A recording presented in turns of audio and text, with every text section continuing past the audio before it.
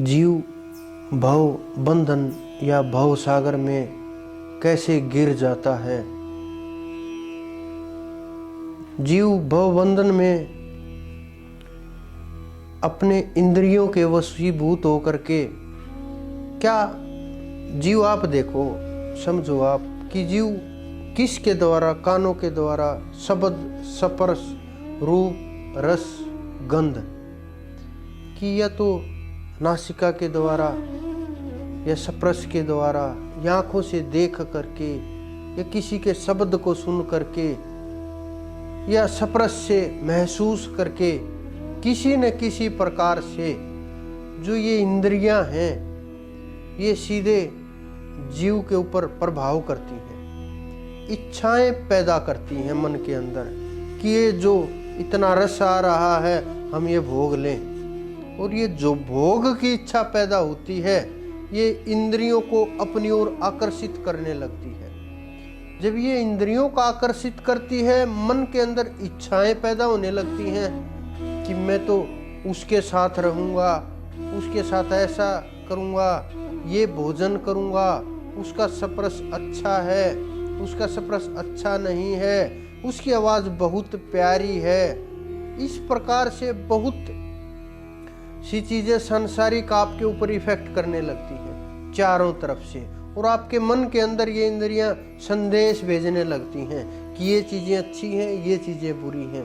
तो मन इंद्रियों को आदेश देता है। अगर इंद्रियां पकड़ में है, मन पकड़ में है, तो साधना की ओर मुड़ जाओगे।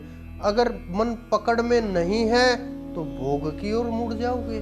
और जब भोग की इच्छाएं आपकी पूरी नहीं होंगी, क्योंकि भोग की इच्छाएं किसी की पूरी नहीं हो सकती संसार के अंदर, एक भोग पूरा होगा दूसरा शुरू होगा, एक गाना खत्म होगा दूसरा शुरू होगा, एक आवाज अच्छी लगेगी थोड़े दिनों बाद वो कर्कश लगने लगेगी, कड़वी लगने लगेगी। तो ये किसी की इच्छाएं पूरी नहीं हो सकती। और ये जितनी इच्छाएं पैदा होंगी और वो दबती जाएंगी, वो इच्छाएं दमन हो जाएगा। तो जितना दमन होगा उतना क्रोध पैदा होगा, कामनाएं पैदा होंगी, वासनाएं पैदा होंगी। इच्छाओं को दबाते जाइए, काम पैदा हो जाएगा, काम से क्रोध उत्पन्न हो जाएगा, क्रोध से मोह उत्पन्न हो जाएगा। मोह अगर पूरा नहीं हो पाया तो आपकी जो स्थिति है, अगर पूरा हो गया तो भी और ना हो पाया तो भी आप छटपटाते रहोगे। और जितना आप छटपटाते रहोगे साधना के मार्ग से उतना ही दूर हटते चले जाओगे और संसार में फंसते चले जाओगे। और संसार को ही भव बोला गया है, संसार को ही भव सागर कहा गया है। अगर आप इससे नहीं निकल पाओगे, इन्हीं चीजों के अंदर फंसे रहोगे, तो फिर वापस आकर के इस संसार में गिरोगे और फिर वही कार्य शुरू होंगे। बार बार इसी से जन्म मरण का चक्कर चलता रहेगा और जन्म मरण नहीं तोड़ पाओगे।